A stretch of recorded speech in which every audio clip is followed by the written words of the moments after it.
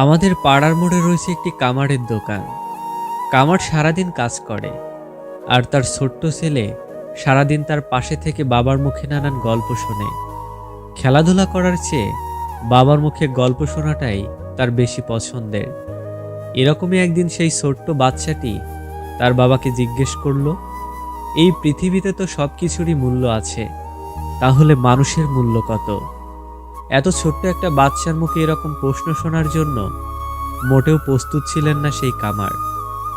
কিছুটা থমকে গিয়ে তিনি উত্তর দিলেন, বাবা, মানুষের মূল্য নির্ধারণ করা যায় না। একজন মানুষের মূল্য নির্ধারণ করা খুবই কঠিন কাজ। বাচ্চা ছেলেটি বলল, পৃথিবীতে তো অনেক রকম মানুষ আছে, তাহলে কারো মূল্যই কি নির্ধারণ করা যাবে না? পিতা বলল, না, সম্ভব না। বাচ্চাটি কিছুই বুঝল না। সে আবার তার বাবাকে জিজ্ঞাসা করল, মানুষের যদি মূল্যই না থাকে, তাহলে এই পৃথিবীতে কেন কেউ ধনী, কেউ গরিব? কেন কেউ বেশি সম্মান পায় আর কেন কেউ কম সম্মান পায়? বাবা ভাবলেন, ছেলেকে বলে বোঝানো যাবে না, তাই তাকে উদাহরণ দিয়ে বোঝাতে হবে। বাবা বললেন, ওই যে হাঁপড়ের ওখানে যে লোহার রডটা পড়ে রয়েছে, সেটা নিয়ে এসো। বাচ্চাটি গিয়ে লোহার রডটা নিয়ে আসতেই বাবা প্রশ্ন করলেন, বলো তো, এই রডটার দাম কত হতে পারে?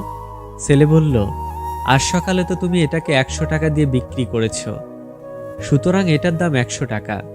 বাবা বলল, আমি যদি এই রডটা থেকে 5টা কাস্তে বানিয়ে দিই, তাহলে এর থেকে কত টাকা পাবো? ছেলে বলল, একটা কাস্তের দাম 50 টাকা, তাহলে 5টা কাস্তের দাম 250 টাকা।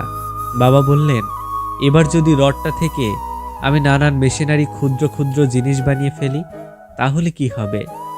ছেলে বলল, তাহলে তো এটা থেকে আরো অনেক বেশি টাকা পাওয়া যাবে, কারণ মেশিনারি জিনিসের দাম অনেক বেশি। এরপর বাবা ছেলেকে বোঝালেন, যেভাবে লোহার রডটির পরিবর্তনের সাথে সাথে তার মূল্যরও পরিবর্তন হচ্ছে, ঠিক সেভাবেই মানুষের মূল্য নির্ধারণ হয়। একজন মানুষ বর্তমানে কি অবস্থায় আছেন এবং ভবিষ্যতে তিনি নিজেকে কোন জায়গায় তুলবেন, তার উপরেই সেই মানুষটির মূল্য নির্ধারিত হয়। ছেলে বলল, তার মানে কোনো মানুষের মূল্য কেমন হবে তা নির্ধারণ করবে সে নিজেই, তাই মানুষভেদে ধনী গরিব দেখা যায়। বাবা বললেন, বাহ, এই তো বেশ ভালোই বুঝেছ। লোকে বলে সময়ের সাথে সবকিছু একদিন ঠিক হয়ে যাবে, আসলে কোনো কিছুই ঠিক হয় না। যন্ত্রণা নিয়ে বেঁচে থাকার অভ্যাস হয়ে যায়। বিবাহিত জীবনে একটা নারীর মানসিক ডাক্তার হলো তার স্বামী, অথচ অধিকাংশ স্বামী স্ত্রীকে মানসিক রোগী বানিয়ে দেয়। সৎ মানুষকে দুটি জিনিসের সাথে লড়াই করতে হয়, একটি হচ্ছে দারিদ্রতা, আর অন্যটি দুষ্ট লোকের চক্রান্ত।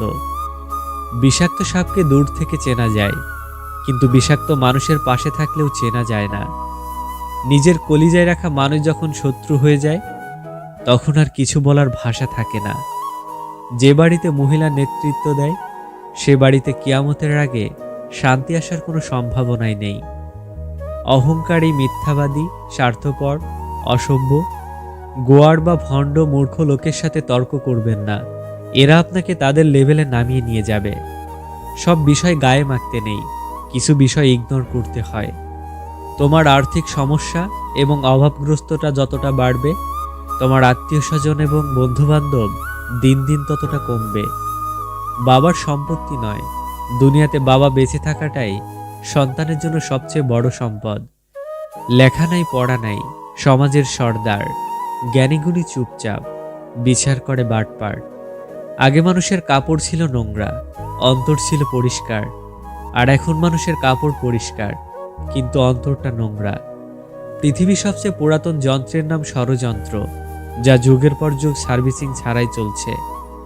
আমরা যখন নিজেদের মধ্যে লড়াই করি, তখন বাইরের লোক ফায়দা ওঠায়।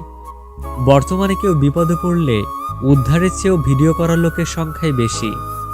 মানুষের সৌন্দর্য তার মস্তিষ্কে বসবাস করে। যার মস্তিষ্কের ভাবনা যতটা উন্নত, সে মানুষ হিসেবে ততটাই সুন্দর। কাউকে ঠকিয়ে নিজেকে খুব বেশি চালাক মনে করো না। হয়তো তোমার চেয়েও অনেক বড় প্রতারক তোমার সাথে প্রতারণা করার অপেক্ষায় বসে আছে। বাবার সম্পত্তি থেকে বঞ্চিত করা বোনের এক ফোঁটা চোখের পানি আপনার সারা জীবনের ইবাদতকে ডুবিয়ে দিতে পারে। ডিভোর্সি নারী মানে এমন নয় যে সে সংসার করতে পারেনি। এটাও হতে পারে সে কোনো এক অত্যাচারী পুরুষের হাত থেকে মুক্তি পেয়েছে। যতদিন কারো উপকার করবেন ততদিন আপনি খুব ভালো। একদিন উপকার করতে না পারলে আপনি খারাপ। কথা হজম করতে শিখুন।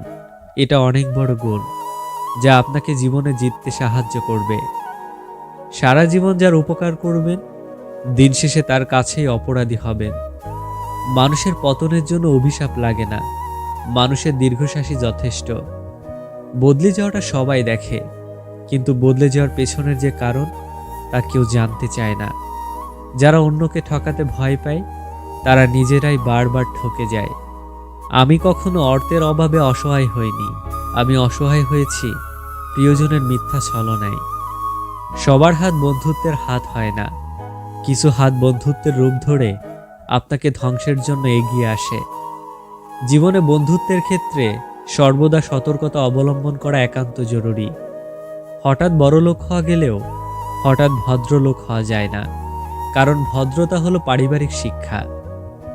সন্তানকে ততটা শিক্ষায় শিক্ষিত করুন যাতে আপনার অসুস্থ অবস্থায় সে ডাক্তার নিয়ে আসে, উকিল নয়। দুঃখ কিসের, প্রাণ খুলে হাসো। সবার জীবনে সমস্যা আছে, ভালো খারাপ তো একটা দৃষ্টিভঙ্গি। জীবন মানেই তো হলো কখনো রোদ কখনো বৃষ্টি। রেগে গিয়ে চিৎকার করে কথা বলা ব্যক্তিটির মন সরল হয়, কিন্তু যেই ব্যক্তি রেগে গিয়েও চুপ থেকে হাসি মুখে কথা বলে সে শয়তানের থেকেও ভয়ঙ্কর। সম্পর্ককে টেনে নিয়ে যেতে হয় না, সম্পর্কে টান থাকতে হয়। পৃথিবীর সব থেকে সুন্দর সম্পর্ক কোনটা জানো? যেখানে দুজন দুজনের কাছে গুরুত্ব পায়। ভাগ্য যদি আমাদের মিলায়, দুনিয়ার কোনো শক্তি নেই আটকানোর।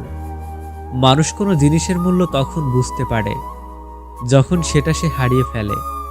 উপরে ওঠার জন্য শক্তি দরকার, সেটা মাউন্ট এভারেস্ট হোক বা আপনার পেশায়। যেটা খুব সহজেই পাওয়া যায় সেটা হলো কষ্ট, যেটা খুব কষ্ট করে পেতে হয় সেটা হলো সম্মান, যেটা মন থেকে পাওয়া যায় সেটা হলো ভালোবাসা, আর যেটা ভাগ্য করে পাওয়া যায় সেটাই হচ্ছে বন্ধুত্ব। তুমি যখন ভালো কিছু করবে তখন ওরা তোমাকে দেখে প্রথম হাসবে, তারপর তোমাকে দেখে হিংসা করবে, তারপর তোমাকে বাধা দেবে, তারপর তুমি সফল হবে। জীবনে যদি অনেক আগে যেতে চাও তাহলে নিজের কান বন্ধ করে রেখো, কারণ জীবনে চলার পথে অনেক মানুষের অনেক কথা তোমার মনোবল ভেঙে দিতে পারে। দুই ধরনের মানুষ কখনো সুখী হতে পারে না। নাম্বার 1, যে পুরুষ নিজের স্ত্রী থাকা সত্ত্বেও অন্য নারীতে আসক্ত। নাম্বার 2, নারী যদি নির্দিষ্ট কাউকে একবার মন দিয়ে ভালোবেসে অন্য কারোর সাথে সংসার করতে হয়।